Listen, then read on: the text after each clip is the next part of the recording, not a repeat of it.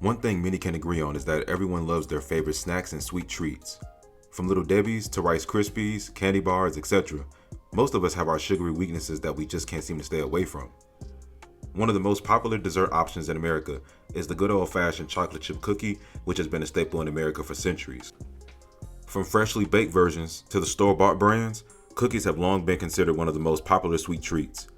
One of the most iconic cookie brands in America would be none other than the classic Famous Amos cookies.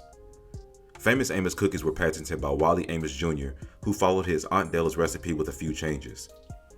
The brand would become one of the biggest brands in the world, but Wally Amos nor his family would never reap the full benefits from the brand due to bad business decisions.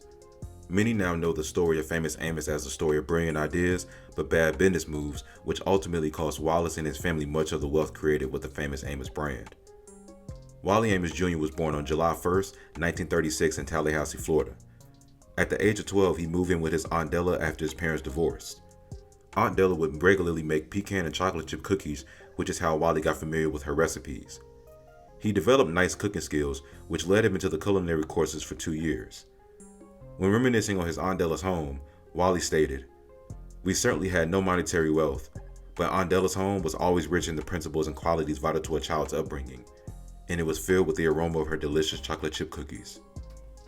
Wally attended the Food Trades Vocational High School before dropping out after 2 years and joining the Air Force with a base in Hawaii for 5 years where he would earn his GED. Upon returning from the service in 1957, Wally found work as a mailroom worker for the famous William Morris Talent Agency and worked in the stockroom at Saks Fifth Avenue. William Morris Agency was one of the biggest entertainment agencies in the world, and Wally knew he wanted to cash in on being a talent representative. After a few years in the mailroom, Wally began climbing his way up the business ladder and eventually became a talent agent, the first black talent agent ever hired by William Morris. Afterwards, Wally set out to find some of the most talented acts he could find, which led him to discovering the singing duo of Simon and Garfunkel. The success of the act led to the agency giving Wally supervision over the rock and roll department, where he met superstars such as Sam Cooke, Marvin Gaye, and Diana Ross. After picking up some game and learning the business, Wally was now inspired to start his own successful talent agency. He relocated to Los Angeles in 1967 to begin his business, but would have a hard time establishing his vision.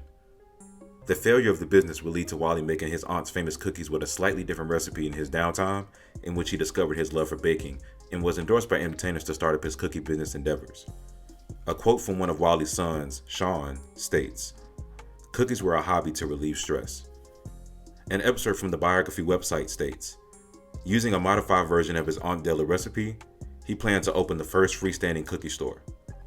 With financial backing from celebs like Marvin and Helen Reddy, who invested a reported $25,000, and an innovative marketing initiative which included an extensive advertising campaign and a gala grand opening, the first Famous Amos cookie store opened on Sunset Boulevard in Los Angeles in 1975. Within months, Amos had opened 2 more West Coast franchises, and the New York-based Bloomingdale's department store had begun selling the gourmet cookies. His relationship to Hollywood certainly helped his business and gave him some nice marketing resources. When entering certain rooms in Hollywood, Wally would share his sweet treats, which always garnered a positive response and helped him build a reputation for being an excellent baker. Amos told the New York Times in 1975, "I go to meetings with record company or movie people and bring along some cookies. And pretty soon everybody was asking for them." As just stated, the first Famous Amos store opened on Sunset Boulevard, where things were anything but easygoing.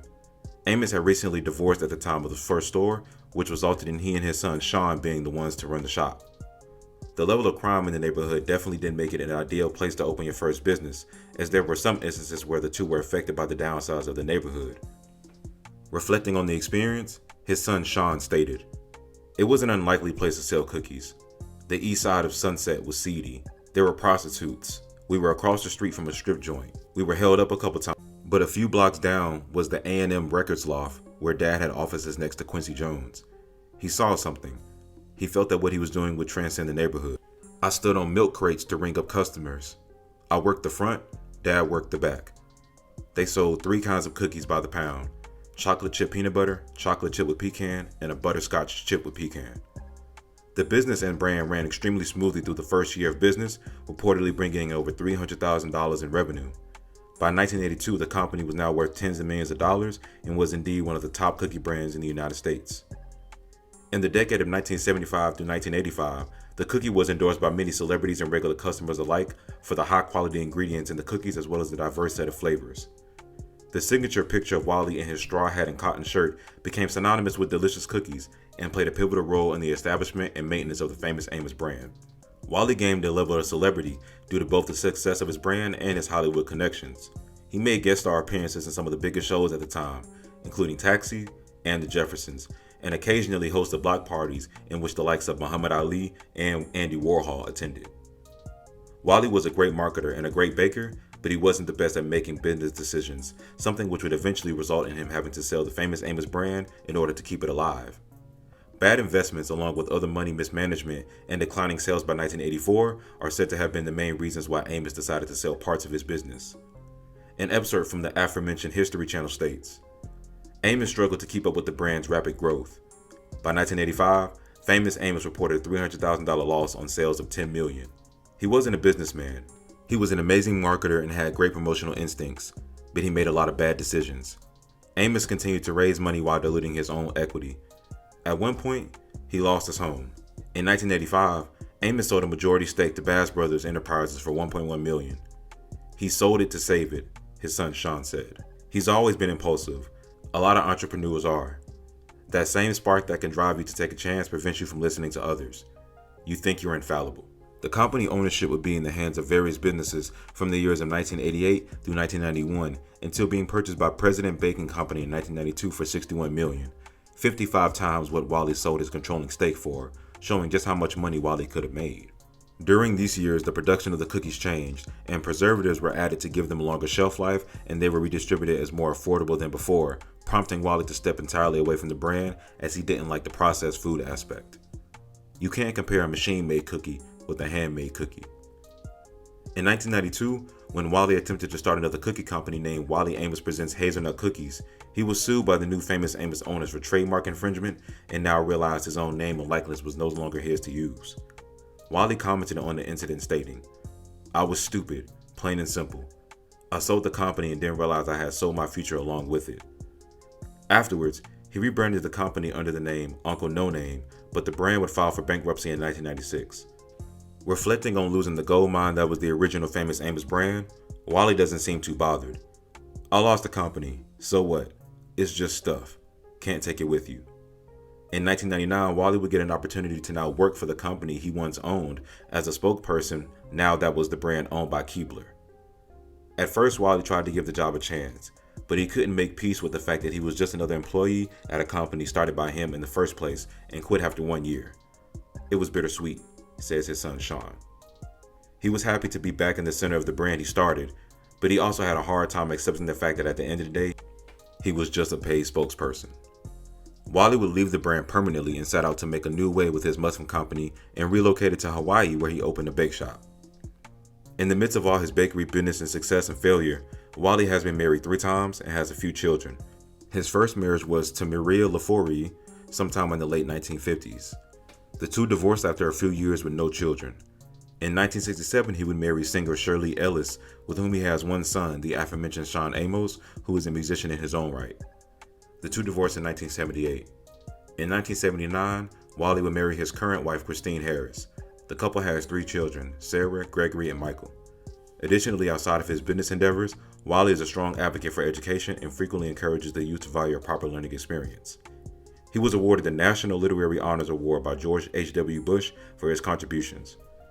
As a high school dropout, education was a big deal to him, Sean said. "I encourage parents to read aloud to children at least from birth to 6 years old. I'd really like them to do it beforehand while they're in the womb." As stated previously, Wally made guest appearances on TV shows, making him an actor as well. In more recent times, he appeared on the popular show The Office, as well as the hit reality show Shark Tank as himself in both instances. The muffin brand he has now, Uncle Wally's Family of Muffins, produces healthier home-style muffins with all natural ingredients, and he has also started another cookie company called Chip and Cookie, which is said to have followed the same recipe from his original famous Amos brand. In the later years, he's written books on his business experiences with Man No Name, Turn Lemons into Lemonade, The Famous Amos Story, and The Face That Launched 1,000 Chips and The Power in You. Currently, Wally resides in South Carolina, where he is said to be working on another cookie brand called Aunt Della's Cookies, whom he credits heavily with his public speaking and author success. Aunt Della's basic recipe for cookies became the foundation for much of my success, but it was her recipes for life that sustained me to this day. Wally Amos' story is an inspiring one of entrepreneurship and one of great decisions and great mistakes for future entrepreneurs to learn and be better from. His contribution to American culture cannot be denied, and his legacy as a great baker is forever solidified. Want to make it big in the West, you've got to be too good to resist.